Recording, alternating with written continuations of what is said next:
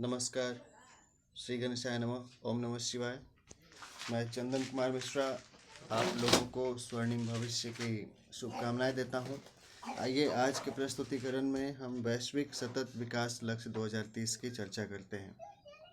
सबसे पहला जो लक्ष्य है संपूर्ण गरीबी उन्मूलन, यानी कि सर्वव्यापी तौर पर व्यक्तिगत न्यूनतम आमदनी प्रदान करते हुए आर्थिक समावेश को लक्षित योजनाओं का नीति निर्माण और सुचारू क्रियान्वयन से वैश्विक स्तर पर समुदाय से संपूर्ण गरीबी उन्मूलन के लक्ष्य प्राप्त हो सकते हैं। दूसरी बात है शून्य भूखमरी का लक्ष्य है।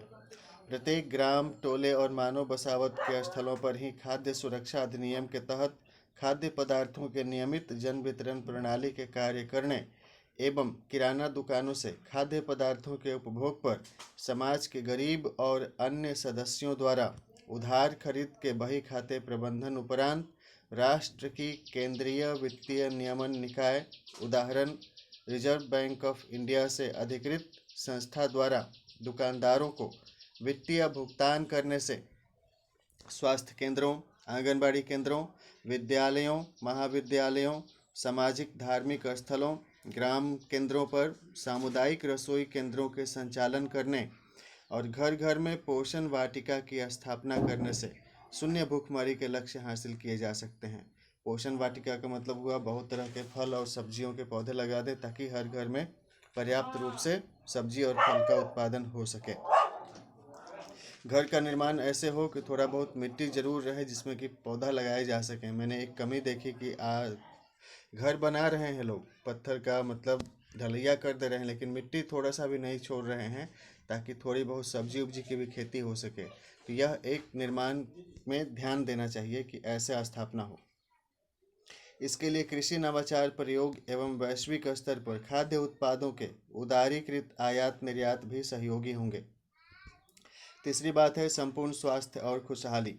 शारीरिक, मानसिक, सामाजिक और मनोवैज्ञानिक स्वास्थ्य को प्रभावित करने वाले विविध कारणों को चिन्हित करते हुए रोग कारक तत्वों की रोकथाम हेतु सामाजिक जागरूकता प्रशिक्षण देने की आवश्यकता है। संचारी और गैर संचारी रोगों से निपटने के लिए सामुदायिक कौशल विकास करने से और जनसंख्या के अनुपात में पर्याप्त संख्या में स्वास्थ्य सेवा प्रदाताओं की नियुक्ति, स्वास्थ्य जांच केंद्रों, उपचार केंद्रों और उपचार उपरांत स्वास्थ्य पुनर्वास केंद्रों की स्थापना, स्वास्थ्य सेवाओं के सुचारू प्रबंधन और बीमारीग्रस्त या दुर्घटना पीड़ित का सही समय पर स्वास्थ्य सेवाओं तक पहुंच सुनिश्चित करने से संपूर्ण स्वास्थ्य के लक्ष्य हासिल किए जा सकते हैं। खुशहाली बढ़ाने के लिए सहभागिता द्वारा साहित्य, संगीत और कला द्वारा मनोरंजन सेवा भी दी जानी चाहिए। वैश्विक स्तर पर तकनीकी शोध और अनुसंधान से सृजित स्वास्थ्य जांच तकनीकों, विविध उपचारों और निवारक विधियों, रोग रोकथाम की तकनीकों, टीकाओं और दवाइयों को संयुक्त राष्ट्र संघ के सभी सदस्य राष्ट्रों को उपलब्ध कराने के लिए विधिक उपबंध किए जाने चाहिए। चिकित्सीय सेवाओं के लिए पर्याप्त वित्तीय आवंटन किया जाना चाहिए। चौथा है लक्ष्य गुणवत्तापूर्ण शिक्षा। जनसंख्या के अनुपात में पर्याप्त संख्या में शैक्षणिक संस्थानों की स्थापना एवं शिक्षा कर्मियों की नियुक्ति, पाठ्यक्रम सिलेबस के अनुसार शिक्षण प्रशिक्षण सामग्रियों, पुस्तकों, प्रशिक्षण मार्गदर्शिका एवं ऑडियो वीडियो कक्षाओं की प्रस्तुति तैयार कराते हुए सूचना और संचार तकनीकों का शैक्षिक कार्यों में अनुप्रयोग बढ़ाते हुए सभी कक्षाओं में डिजिटल बोर्ड लगाकर, समुदाय में वाईफाई इंटरनेट हॉटस्पॉट लगाकर, दूरदर्शन और रेडियो पर शैक्षणिक कार्यक्रमों के प्रसारण द्वारा सर्वांगीण शिक्षा के लक्ष्य हासिल किए जा सकते हैं। असंगठित क्षेत्रों के मजदूरों को संगठित क्षेत्रों में नियुक्त करके उनके कार्य स्थल के आसपास में शिक्षण संस्थानों में उनके बाल बच्चों को पढ़ने हेतु पंजीकृत करके भी सतत शैक्षिक समावेश को सुनिश्चित किया जा सकता है। पांचवा है लैंगिक समानता।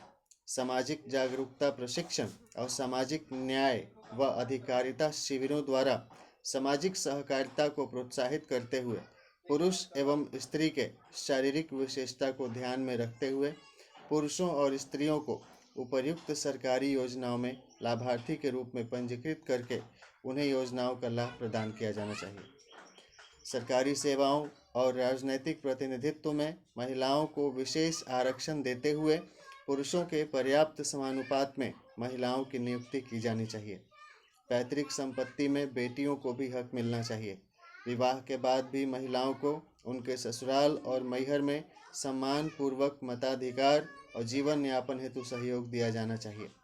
छठा है शुद्ध पेयजल और स्वच्छता।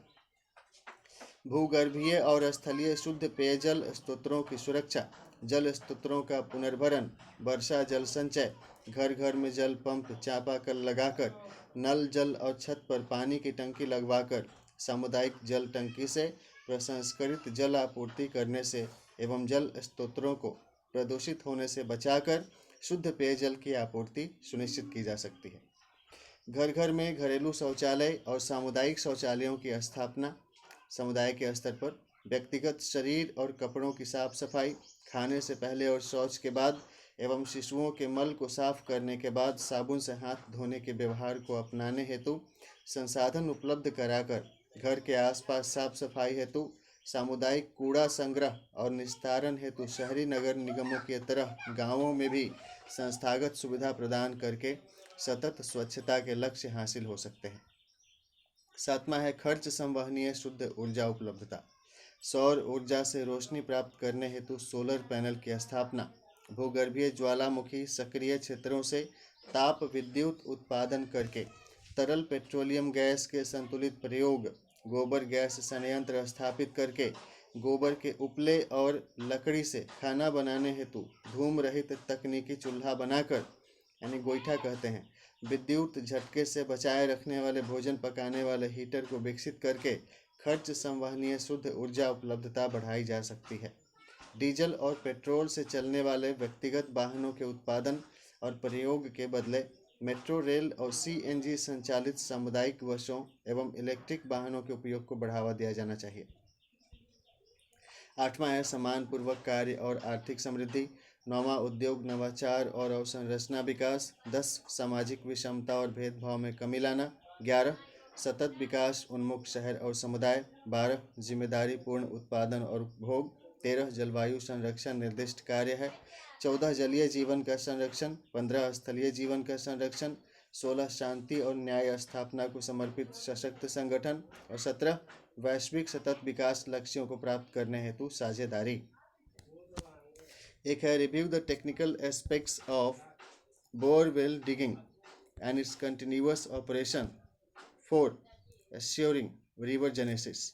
मतलब कहीं अगर पानी की किल्लत हो जाए तो जो नीचे के एक्वाफर हैं, एक्वाफर से अगर हम पानी निकाल करके करते हैं, लगातार चलाते हैं, तो नदी जैसा ही बह जाएगा जैसे खेत की सिंचाई होती है। इसलिए एक्वाफर को जांच करना चाहिए कि कहाँ क्या है, कैसा है। So review the technical aspects of local borewell digging and its continuous operation for River Genesis project. May God keep blessing humanity. Electric river project है। How to generate a river from electric motor and borewell digging. Explain the process of implementation of this project. अगला है ओम हम जुम शिवः ओम त्र्यंबकम यजामहे सुगंधि पुष्टि वर्धनम उर्वारुकमिव वैद्यनाथ मृत्योर मुक्ति मामृतात् शिवः जुम होम ओम। तो महामृत्युंजय मंत्र है, इसमें सह के जगह शिवः करें और यहाँ वैद्यनाथ और शिवः करने के बाद 3 बार शिव जी का यहाँ पे मंत्र आ जाता है। ओम त्र्यंबकम यजामहे सुगंधि पुष्टि वर्धनम उर्वारुकमिव वैद्यनाथ मृत्योर मुक्ति मामृतात् शिवः जुम होम ओम। यह एक बात समझ में आई थी जो आपको साझा किया।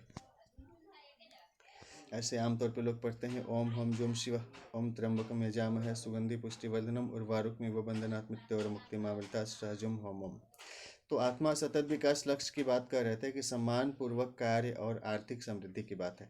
घरेलू रसोई में पकवान बनाने और भोजन की सुरक्षा, झाड़ू पोछा, बर्तन साफ करने, कपड़ों को धोने, शौचालय की रखरखाव, बच्चों के लालन पालन, परवरिश, परिवार में भोजन परोसना, जूठे बर्तन साफ करना, अपशिष्ट खाद्य पदार्थों को मवेशियों को देना या कूड़ेदान में डालना, घर में बच्चों, वृद्ध महिलाओं और बीमारों की देखभाल, पालतू पशुओं की देखभाल, खेती करना और फसल की देखभाल, व्यवसाय करना और उत्पादों की सुरक्षा, पूर्ण भंडारण और विपणन, अपने पेशे के अनुसार दक्षता पूर्वक सेवा देना, नौकरी या भू निर्माण संपत्तियों के प्रबंधन, वित्तीय नियमन, प्रतिनिधित्व, प्रशासन, प्रबंधन, सुरक्षा, ऊर्जा प्रबंधन, पक्ष प्रतिवादन, मध्यस्थता, अनुनय विनय, मंत्रणा, परामर्श, नियोजन, क्रियान्वयन, सूचना संवाद, तकनीकी प्रबंधन, सरकार और अन्य प्रकार के कार्यों में मानवों द्वारा वस्तुओं और सेवाओं को समाज में प्रदान किया जाता है।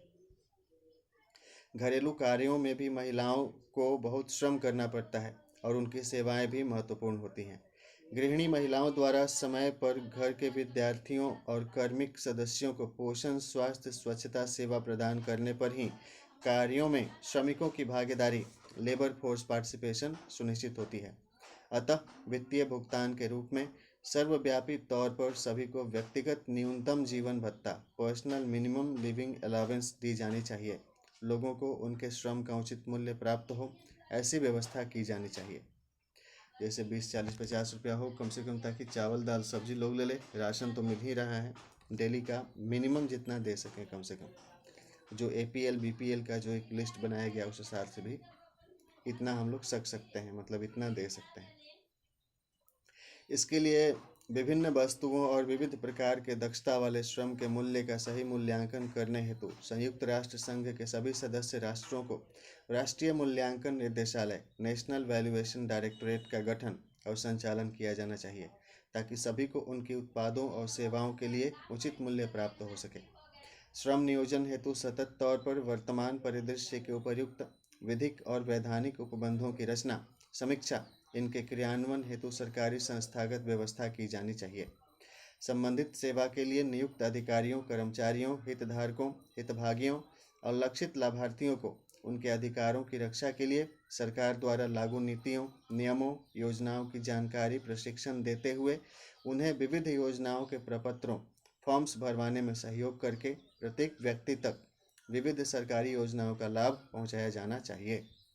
समय समय पर कार्मिकों के कार्यों के पर्यवेक्षण, अनुश्रवण और मूल्यांकन के द्वारा उन्हें प्रोन्नति, वेतन भत्ते, शुल्क दरों में वृद्धि प्रदान की जानी चाहिए।